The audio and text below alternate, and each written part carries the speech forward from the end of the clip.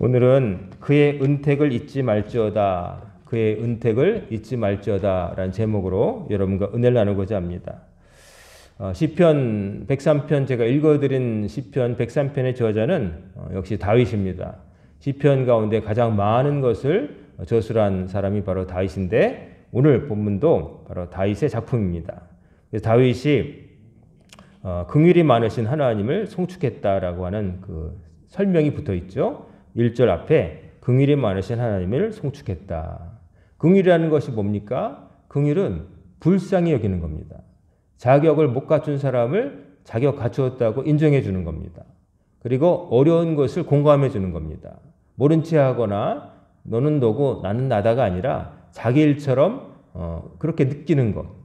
우리가 살아가면서 피 한 방울 안 섞여서도 TV나 뭐 이런 곳에서 누가 어려운 일을 당했다고 할 때 나도 모르게 혀를 차게 되고 아유 저런 이런 생각을 하게 되죠. 그게 공감하기 때문에 그 사람을 불쌍히 여기는 마음이 생기기 때문에 가능한 거고 때로 그것이 안 되는 사람을 가리켜서 뭐 소시오패스 뭐 더 나가서 이제 사이코패스까지 되는 것이죠. 근데 그런 경우가 아니라면은 누군가의 아픔을 보고 모자람을 보고 불쌍히 여기고 할 수만 있다면 도와주고 싶은 마음이 드는 게 바로 긍휼의 마음인데 하나님이 바로 이 긍휼의 마음을 다윗에게 그리고 더 나가서 모든 이스라엘 백성에게 더 나가서 이 땅에 살아가는 모든 사람들에게 긍휼의 마음을 품으시고 그 다음에 그 마음을 품으시고 저런 하고 그냥 손 놓고 계신 게 아니라 은혜를 내려주셨다는 거죠. 필요한 것을 넘어진 사람을 일으켜 주시고 또 다친 사람을 고쳐주시고 절망에 빠진 사람에게 소망을 주시고 그게 바로 하나님의 은총인데 다윗은 그 은총을 송축했다. 즉 하나님께서 자기에게 베푸신 그리고 더 나아가서 이스라엘 백성에게 베푸신 은혜를 찬송하며 드높이며 알리며 또 하나님께 영광을 돌렸다고 하는 것입니다. 그러니까 그저 사람들은 자기에게 어떤 좋은 일이 생기면 기뻐하죠. 본능이니까. 근데 그 기쁨이 누군가로부터 누군가의 도움으로부터 왔다고 하면은 당연히 품어야 될 감정이 태도가 바로 감사죠. 고마워할 줄 알아야 될 거 아니겠습니까? 나에게 무언가를 준다면. 제가 어제 우연히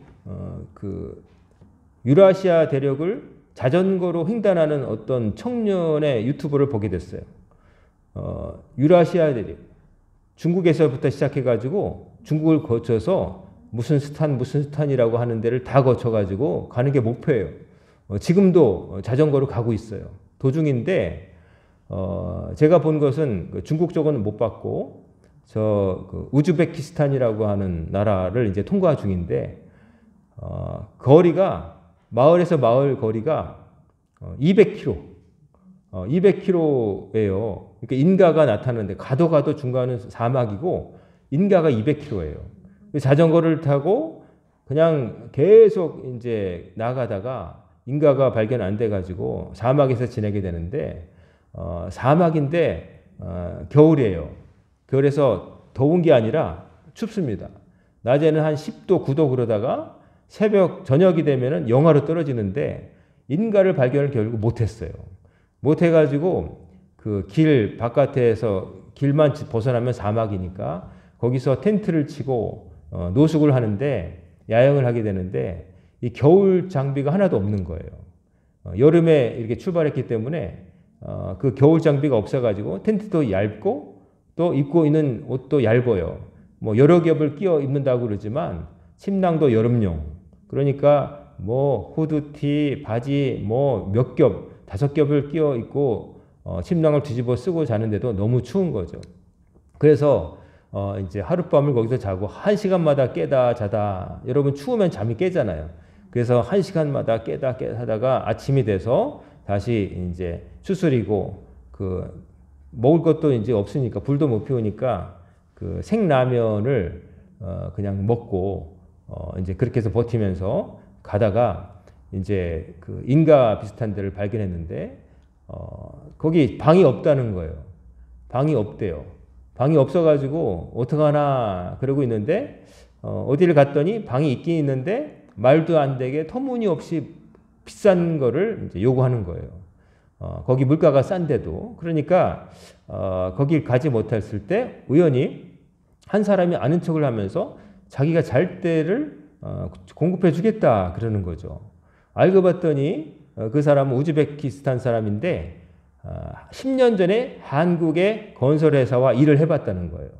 근데 한국 사람들과 일했을 때 인상이 너무 좋아서 당신을 보니 한국 사람을 보니까 10년 전에 그때 좋은 감정이 떠올라서 너무 좋았다. 그러면서 식당에 들어가 가지고 요리를 사주고 그리고 또 자기가 여기서 사업을 하기 때문에 여기에 있는 그 숙소들을 자기 그 회사 사람들은 누구나 묵을 수 있도록 했다는 거예요. 그래서 당신도 내가 여기 묵을 수 있게 해주겠다. 그래서 식사도 대접받고 그 추운 데서 자던 것을 그래도 지붕이 있는 따뜻한 곳에 자게 된 것이죠.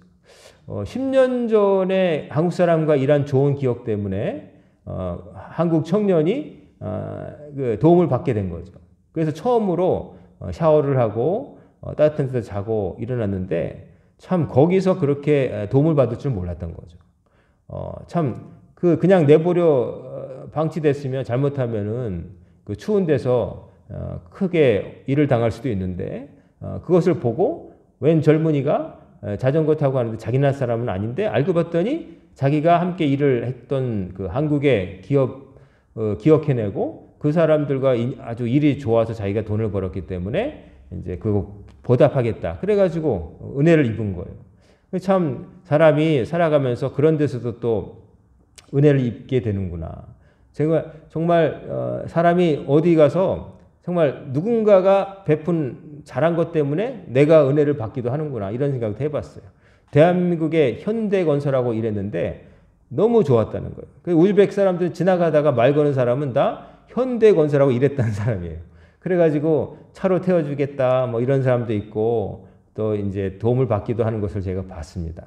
참 찡했을 것 같아요. 저는 그 사막에서 그 추운 데서 벌벌 떨면서 자는 그 사람을 보면서 저는 베델에서 그 야영했던 야곱이 생각나더라고요. 형한테 맞아 죽을까봐 외삼촌 집으로 도망갈 때 그 사막에서 잠을 자했던 야곱도 똑같지 않았을까. 근데 거기서 야곱은 하나님을 발견했죠. 하나님이 여기도 함께 하시는구나. 자, 송축한다. 감사하고요. 그 다음에 알리는 게 중요하죠. 내가 은혜를 받았으면 감사해야 되고 내가 이런 은혜를 입었다라고 사람들에게 말하는 게 중요하죠. 그래서 제가 본 유튜버 그 밑에 답글에 보면은 이제 앞으로 우즈베키스탄 사람들 참 잘 대해줘야겠다 이런 생각 한다는 사람이 줄줄이 있는 거예요. 그쪽 사람들은 거칠고 강하고 그런 줄 알았는데 저렇게 따뜻한 심정을 갖고 있다고 하는 것을 알게 되고 한국에 있는 우즈베키스탄 사람한테 잘해줘야겠다 막 이런 것까지. 그러니까 그 알리는 거예요. 그 우즈베키스탄 사람이 행한 일을 알리게 되는 거예요. 그러니까 다윗도 하나님께서 자기에게 베푸신 은혜에 대해서 감사했고 그것을 송축하는 것이 마땅하고 왕이 된 다음에는 나뿐만 아니라 이스라엘 백성 모두가 다 그런 마음으로 살아야 된다. 그래서 노래를 지어서 송축하라. 내 영혼아 여호와를 송축하며 그의 모든 은택을 잊지 마라. 내 속에 있는 것들아 다 그의 거룩한 이름을 송축하라. 내 속에 있는 것들, 그러니까 자기 인격 전체를 통해서 하나님께서 베푼 은혜를 알리고 감사하고 또 하나님의 은혜를 모든 은택을 잊지 말지어다. 은혜를 잊지 않는 게 중요한 거죠. 은혜를 받고도 모른 체 하는 사람들도 있습니다. 아주 배은망덕이라고 그러죠. 은혜를 배신하고 그 은덕을 받은 것을 잊어버린다.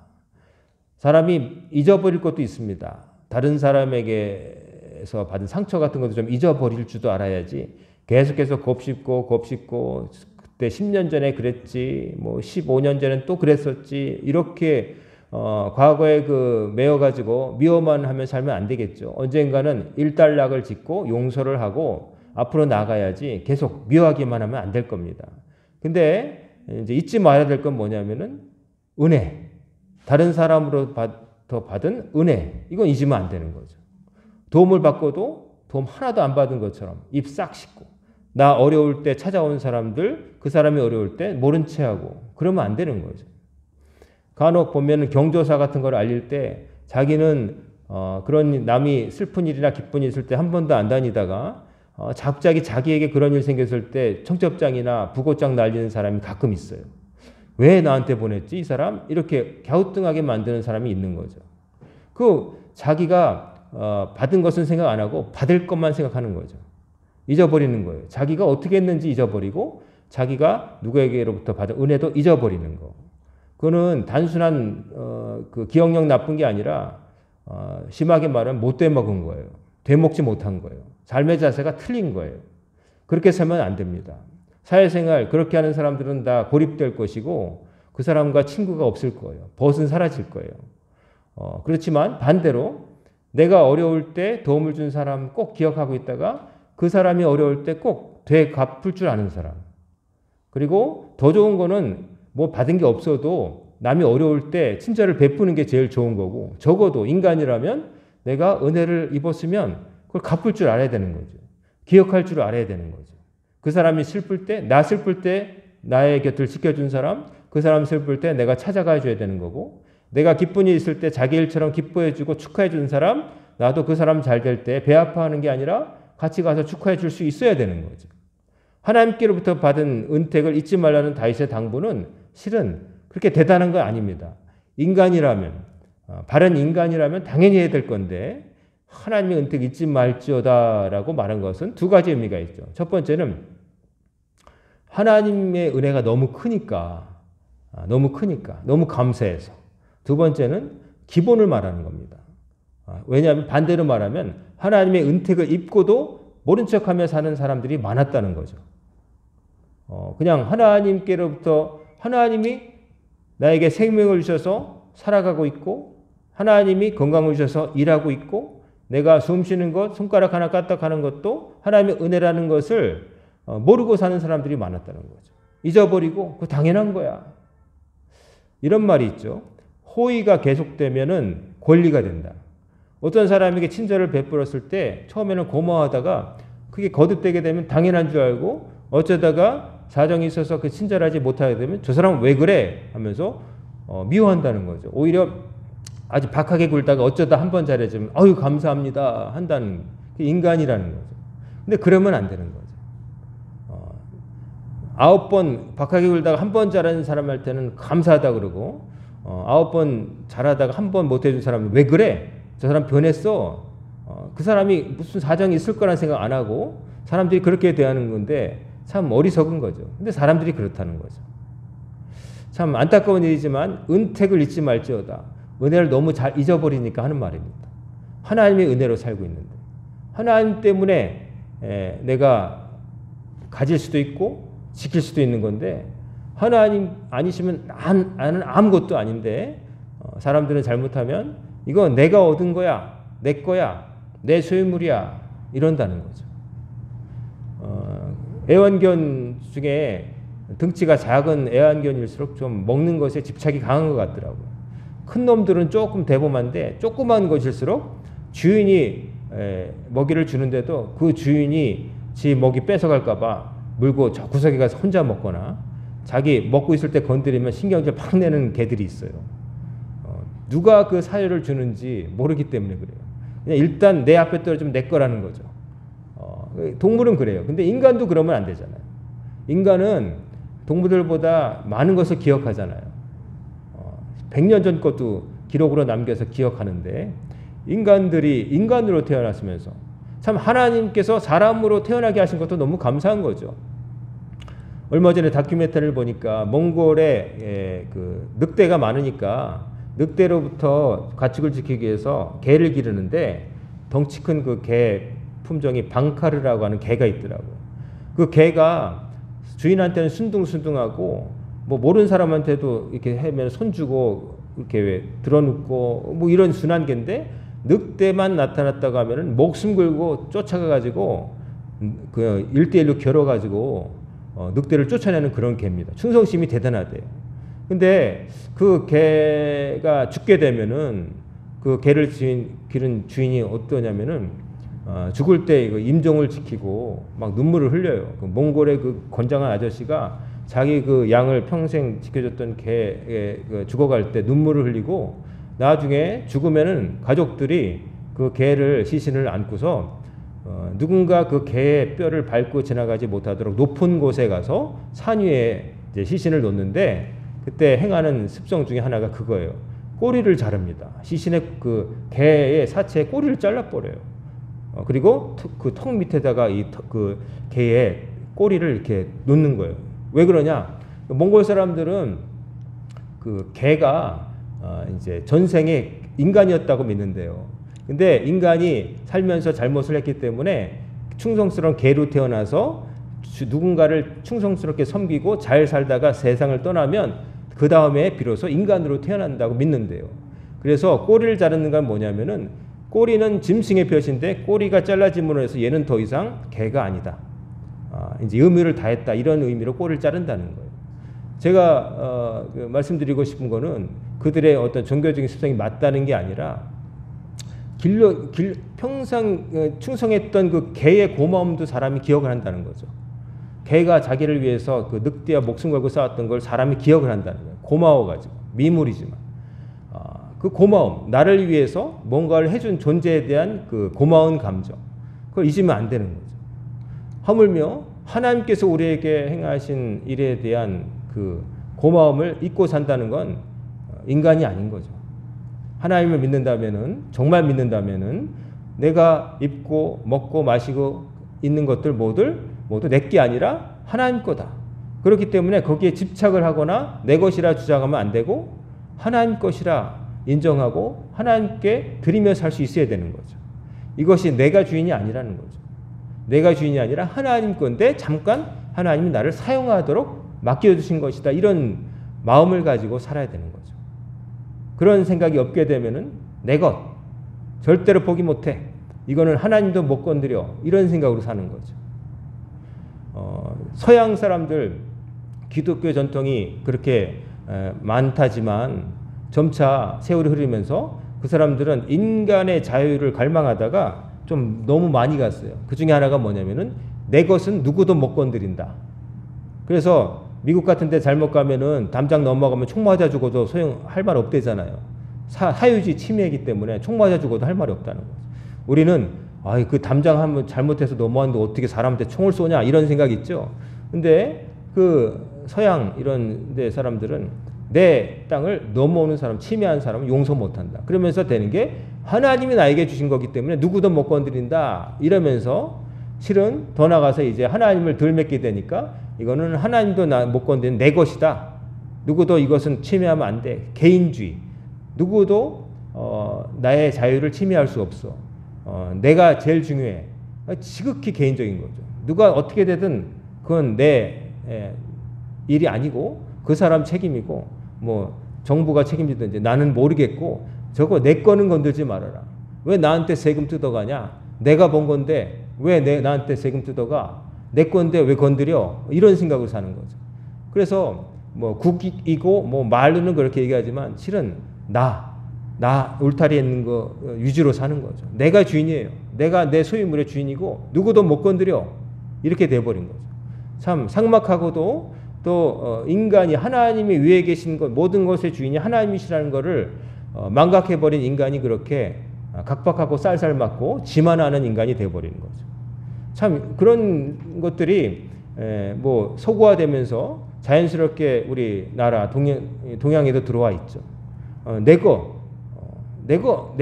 누구도 못 건드려. 이건 내 거고 이건 누구에게도 양보 못해. 내가 주지 않는 한 내가 줄 이유도 없고 의무도 없어. 그런 사람이 하나님께 감사할 수 없습니다. 모든 것이 하나님 겁니다. 여러분의 생명, 내 자신의 생명부터가 하나님 거예요. 그렇기 때문에 내가 주인 됐다고 내 마음대로 다루면 안 되는 거예요. 하나님 것이기 때문에 소중하게 다뤄야 되는 거예요. 여러분이 소중한 것은 여러분 자체가 소중해서가 아니라 하나님 거기 때문에 소중한 거예요. 하나님 것이기 때문에, 하나님 백성이기 때문에 여러분 거룩해야 되고 여러분의 가치가 거기서 있는 거지 여러분 자체가 훌륭한 거, 우리가 자체가 훌륭한 거 아닙니다. 우리를 지으신 하나님이 훌륭하시기 때문에 그 하나님의 피조물은 우리도 그 대접을 받는 것이죠. 그래서 그 다윗은 그의 모든 은택을 잊지 말지어다. 그리고 찬양하라고. 다윗이 지은 찬송을 보면은 시편을 보면은 그야말로 찬송입니다. 주의 은총을 찬송할지어다. 나의 찬송, 그를 찬송할 것이며 뭐 시편 20편 보면 겸손한 자는 먹고 배부를 것이며 여호와를 찾는 자는 그를 찬송할 것이며 너희 마음은 영원히 살지어다. 하나님을 찬송하라는 말이 시편 전체에 많이 있어요. 그 찬송은 뭐냐면은 다윗이 사람들에게 노래를 가르치려고 찬송하라는 게 아니라 찬송의 내용이 뭐예요? 하나님께서 행하신 일을 알리는 거예요. 하나님께서 행하신 일은 뭐예요? 비천한 우리들을 살려주시고 땅을 주시고 생명을 주시고 주셨다는 거예요. 하나님께서 베푸신 은혜를 알리는 게 바로 찬송인 거예요. 그래서 찬송이라고 할 때 요즘 뭐 찬양이라는 이름으로 불려진 복음성가 보면은 하나님께서 나를 위해서 행한 일에 대한 알림이 아니라 내 감정, 나는 힘들어요. 나는 사랑받게 태어났는데 사람들이 날 미워해요. 나는 값어치가 더 있는데 뭐 이런 쪽으로 가요. 그거는 엄밀히 말해서 자기의 심정을 토로한 것은 될지언정 진정 의미 찬양은 아닙니다. 자기 힘들다고 말하는 게 무슨 찬양이에요. 나 힘들었던 나를 살려주신 하나님의 은혜를 높이는 게 찬양이지. 그래서 가끔 저는 차라리 유행가를 듣지 애매한 그런 것은 잘 듣지 않습니다. 차라리 심파적으로 노래하려면 뽕짝을 듣든지 아니면 유행가를 들으면 그냥 인간으로서 느끼는 그때의 감정을 솔직하게 하기 때문에 나름대로 괜찮아요. 그리고 잠깐 그 감정에 있었다가 털고 일어나면 돼요. 카타르시스가 있죠. 근데 이도 저도 아니고 하나님 얘기를 하면서도 실은 하나님을 높이는 건 없고 그저 나 힘들다고만 얘기하는 걸 끝나면 안 되는 거죠. 물론 다윗이 지은 시편에도 하나님께 탄원하고 내가 원수들에게 죽게 되었나이다 그러지만 그걸로 끝나는 게 아니라 마지막에는 하나님 나를 도우실 것이다. 하나님은 나를 안 버리실 것이다 라는 것을 끝나고 있어요. 그렇기 때문에 우리가 구별을 잘 해야 돼요. 자, 본론으로 들어가서 하나님 은택을 잊지 말지어다. 그리고 그가 내 모든 죄악을 사하시며 내 모든 병을 고치시며. 하나님께서 베푸신 은택이 뭐냐? 은혜가 뭐냐? 여기서 노래예요.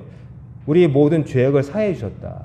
우리가 죄를 많이 지었지만 하나님께서 지은 죄값대로 밖에 안 하시고 용서해 주셨다는 거예요. 구역의 제사를 보면은 속죄 제사가 많아요. 절기, 우리 새벽기도 때 본 것처럼 중요한 때 절기 제사라고 하는 큰 거를 드리면서도 항상 거기에 빠지지 않는 게 속죄 제사를 수염소를 통해서 바쳤다는 거예요. 헌신도 좋고 기타 하나님께 감사하고 서원한 것도 좋은데 내가 죄가 용서받아야 그 다음에 헌실도 할 수 있다는 거죠. 더러운 채로 하나님께 나가면 안 된다는 거예요. 근데 하나님이 속죄해 주셨다. 과거에는 짐승을 통해서 내가 내 대신 가엾은 죄 없는 짐승이 대신 피를 흘림으로써 죄값을 치렀지만 예수님께서 오신 다음에는 짐승이 아니라 예수님이 직접 본인이 당신이 어린 양이 되셔서 핏값을 십자가에 달려 돌아가심으로 모든 인류의 죄값을 지불하시고 그걸 믿는 자마다 다 죄사함을 받게 하셨다는 거예요. 그렇기 때문에 하나님께서 베푸신 은총은 우리의 죄를 사해 주셨다는 거예요. 우리가 죄인이지만 용서받았다는 거예요. 우리는 의인이 아니라 용서받은 죄인이에요. 우리가 잘 알아야 돼요. 의롭게 된다는 건 우리가 정말 의롭다는 게 아니라 용서받았기 때문에 탕감받았기 때문에 빚을 탕감받은 사람이라는 거예요. 그 다음에 내 모든 병을 고치시며 하나님께서 우리의 모든 병을 고쳐주시는 거죠. 여러분과 제가 이 자리에 앉아 있을 수 있는 거는 우리 주변에 공기가 너무나 좋고 병균도 하나도 없고 먹을 것에 독이 없어서가 아니라 하나님이 그 병균과 독과 싸울 수 있는 면역력과 저항력을 주셨기 때문에 여러분과 제가 여기 있는 거예요. 가만히 있는 게 아니라 지금도 여러분의 몸은 살아있는 한 계속 그 병균들과 싸워서 이기는 거예요. 이기고 있는 한 살아있는 거고 언젠가 때가 되면은 지게 되는데 그때 육신은 죽게 되죠. 근데 그러나 그걸로 끝나는 게 아니라 우리의 새로운 몸으로 다시 부활하게 되는 거죠. 우리의 병을 고쳐주신다. 첫째 육체의 병도 하나님 고쳐주시는 거예요. 내가 상처가 찢겼을 때 의사가 꿰매주기도 하고 약도 발라주지만 우리 안에 회복하는 그 세포가 재생되는 메커니즘이 없으면 아무리 약을 발라도 꿰매도 소용이 없어요. 낫는데 사람은 약간 돕는 거죠. 살이 아물어 붙는데 꿰매서 이게 덜 벌어져서 빨리 낫게 해주는 거고 연고 같은 거 화학 성분을 발라서 재생을 좀 빠르게 해주는 거고 하지만 내 몸의 자체 재생력이 사라지게 되면 시신에게 뭐 약을 바른다고 상처가 아물어 붙지는 않잖아요. 살아있는 사람에게 약이 붙는 거죠. 그건 뭐냐면은 하나님이 사실은 병을 고치는 모든 것도 하나님 덕분인 거죠. 그 서영석 때문에 병은 하나님이 고치고 돈은 의사가 본다는 말이 있잖아요. 그런 말, 그 괜히 있는 말이 아니거든요. 하나님께서 여러분과 저의 병을 고쳐주시는 거예요. 이제까지 고쳐주셨기 때문에. 아직 나에게 병이 있어요. 하지만 그 병에 내가 지지 않았기 때문에 여기 있는 거예요. 그리고 어떤 병은 있어도 그 병이 내 친구처럼 그냥 사는 동안에 있다가 그게 아니라 딴 걸로 세상을 떠나요. 그 법의학 어느 교수가 맨날 사람들의 시신을 해부해 보는데 그 사람을 이제 병력을 보면은 그가 정말 알았던 평생 앓고 있었던 그 병으로 죽는 게 아니라 결국은 딴 병으로 죽는 경우가 더 많다는 거예요. 암이 있어도 암으로 죽는 게 아니라 딴 병 때문에 합병증 딴 걸로 간다는 거죠. 그래서 제가 전에 있던 교회 부목사를 있을 때 아주 중병에 걸린 남편을 그 부인 권사님이 평생 동안 그냥 오랫동안 간호를 했어요. 그래서 저 바깥 분이 별세 하시면 이 권사님이 좀 편해지겠다 그랬는데요. 결과는 간호하시던 분이 먼저 가셨어요. 너무 부부가 있는데 간호하는 게 너무 힘들어서 부인이 먼저 가시고 그 남편분은 치매가 걸려서 아내가 별세한지도 몰랐어요. 그래서 사실은 우리가 생각한 대로 그 병 때문이 아니라 딴 경우도 있는 거죠. 그러니까 모든 것은 하나님의 손에 달려 있는 거예요. 의사가 뭐라고 말해도 의사 말을 100% 신뢰할 수는 없어요. 의사도 한 인간에 불과하고 다 모르는 거예요. 하나님 우리 병을 고쳐주시기 때문에 지금까지 고쳐주셨기 때문에 그런 거고 앞으로도 고쳐주실 것을 믿으시길 바랍니다. 그 병 때문에 병이 몸의 병도 그렇지만 마음의 병도 또 있어요. 골치 아픈 마음의 병. 겉으로는 말짱한데 사람이 막 어떤 사람이 막 자살도 하고 그러잖아요. 아니 어떤 사람은 몸에 중병이 있어서 그 병 때문에 그냥 그 병만 나오면 전 재산을 바쳐도 좋겠다. 거지가 돼도 나 몸만 산다면 이런 마음인데 어떤 사람은 집도 있고 차도 있고 그러는데 우울하다 그러면서 빌딩에서 뛰어내리는데 그게 병인 거죠. 보이지 않는 병, 마음의 병, 우울증, 뭐 또 조현증, 울었다 웃었다가 막 현대인들의 많이 병이 있는 거죠.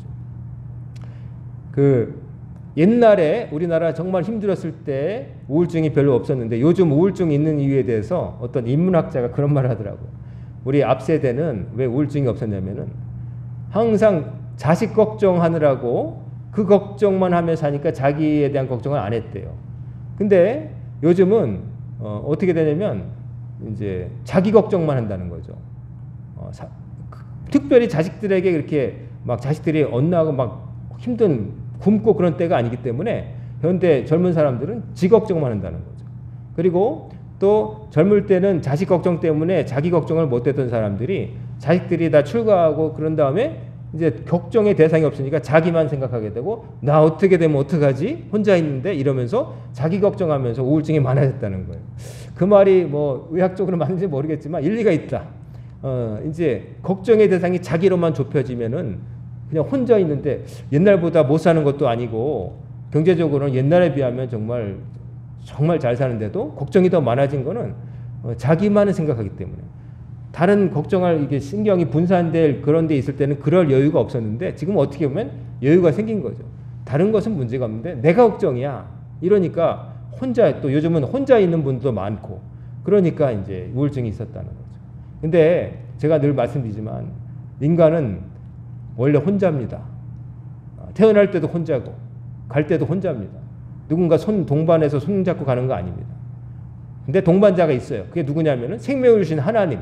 하나님은 처음부터 끝까지 나와 함께 계시는 거예요. 그것이 잘 모르게 되고 믿지 못하게 되면 불안하고 혼자 있는 것 같고 그러지만 인간은 같이 똑같은 침상에 누워도 딴 꿈을 꾸는 거예요. 그럴 수밖에 없어요. 인간은 그런 거예요. 내 세포 하나만 벗어나도 남으로 인식해요. 부모의 세포를 자식에게 인식하면 거부 반응이 나와요. 왜냐하면 나가 아니니까. 이질적인 게 섞여 있으니까 거부해서 썩어버려요. 그런 거예요. 아무리 가까워 보여도 이 세포벽 하나만 건너뛰면 남인 거예요. 그렇다고 해서 뭐 돌 보듯이 살라는 건 아니고 의지하지 말라는 거예요. 인간을 의지하지 말고 하나님만 의지하라는 말씀을 제가 드리는 거예요. 하나님을 의지하는 법을 모르게 되면 언젠가는 반드시 젊을 때는 아까 말했는데 이 걱정 저 걱정 뭐 이 걱정으로 저거 카드 돌려막기처럼 이 걱정으로 이 걱정을 때우고 이러니까 모르다가 나중에 정작 그런 게 해결된 다음에 혼자만 생각하고 이거 있는데도 이거 없어지면 어떡하지 이렇게 된다는 거예요. 그렇게 되지 마시라는 거예요. 나는 하나님 손 붙들고 내 두 다리로 서 있어. 이런 마음으로 사시길 바래요. 하나님 은혜면 충분하다. 하나님이시면 된다라고 생각하시기 바랍니다. 실제도 그렇고요. 하나님의 은혜로 사는 거예요. 그리고 여기 보면은 내 생명을 파멸에서 속량하시고 인자와 긍휼로 관을 씌우시며 우리를 파멸의 구렁텅이에서 건지신 분 하나님이시라는 거. 그리고 인자와 긍휼로 관을 씌우신다. 우리를 인자하게 대하시고 우리를 긍휼히 보시고 우리가 못나서도 예쁘다 예쁘다 하시는 분은 하나님밖에 없다. 하나님밖에 없다. 제 아는 선배 목사님 중에 제가 여러 번 말씀드렸는데 어릴 때부터 항상 외수하고 콧물을 흘리고 가난해가지고 선생님도 공납금 안 냈다고 맨날 세우고 망신 주고 그랬는데 목사가 된 이유는 자기 예쁘다고 하는 사람은 자기 아버지도 예쁘다고 안 했는데 교회학교 선생님만은 예쁘다고 그래가지고 그 말 믿고 신학교 가서 목사 된 선배가 있어요. 다른 사람 다 자기 예쁘다고 안 하고 콧물 흘리고 뭐 돈 없다고 무시했는데 교회 선생님은 너 잘 될 수 있어. 하나님의 종이 돼야 돼. 그래가지고 목사 된 사람이 있어요. 제가 그 분의 말을 듣고 잊혀지지가 않아요. 아, 예쁘다 예쁘다는 하나님밖에 없다. 여러분이 아무리 못나도 예쁘다 예쁘다 하고 여러분이 오물을 자리에 지리고 막 고름이 있어도 다 도망가도 하나님은 여러분 예쁘다 예쁘다 하신다는 거예요. 하나님밖에 없다. 왜냐하면 하나님이 지으셨기 때문에. 그러니까 여러분은 하나님께 정말 잘해야 돼요. 하나님의 은혜를 잊으면 안 돼요. 꿈에도 잊으면 안 돼요. 추수감사주일만 감사한 게 아니라 매일매일 매순간 감사하며 살아야 돼요. 그걸 잊으면 안 돼요. 하나님의 은혜를 잊어버리지 않는다는 건 다르게 말하면 하나님을 끝까지 신뢰하며 산다는 거예요. 뭐 하는지 좀 안 됐어? 그래도 괜찮아. 하나님이 책임져 줄 거야. 제가 아까 그 유라시아를 지금 자전거 타는 그 청년이 그런 말 하더라고요. 막 인가도 발견 안 되고 춥고 배고프고 외롭고 근데 이제 내일 어디까지 가야 되나 막 이러다가 이런 말을 하는 거예요. 혼자 말을 많이 해요. 혼자가 다니니까.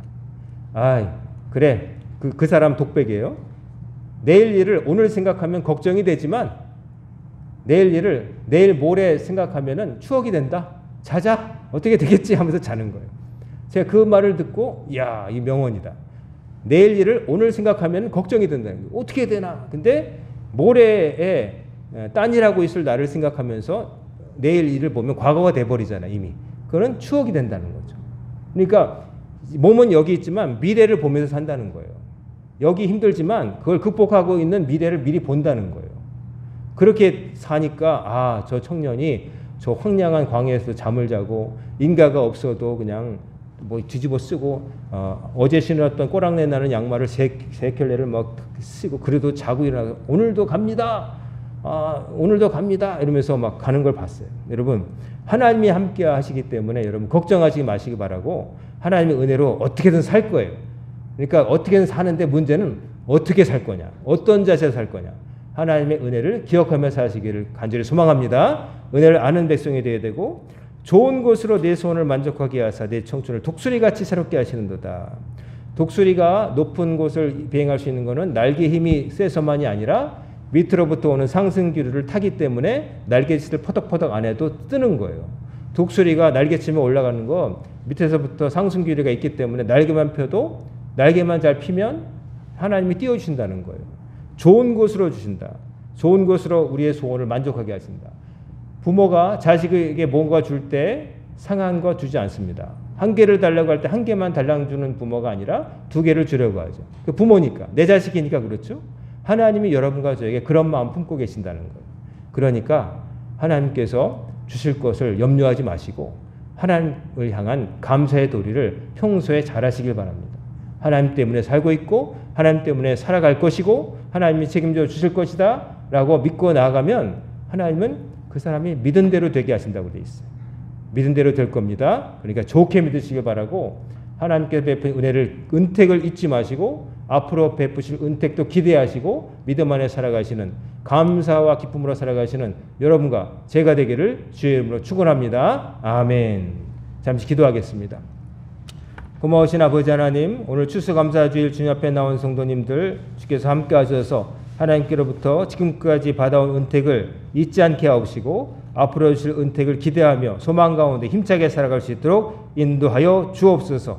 오늘 이후에 거행될 세례 예식과도 함께 하셔서 오늘 성도들과 하나님 앞에서 세례인으로 거듭날 성도의 예식을 주님께서 친히 주장하여 주시고 그의 새로운 생일이 되게 하시고 새로운 시작이 되게 하시고 성도들과 더불어 함께 참여하고 축하하게 하여 주옵소서. 예수님의 이름으로 간절히 기도드리옵나이다. 아멘.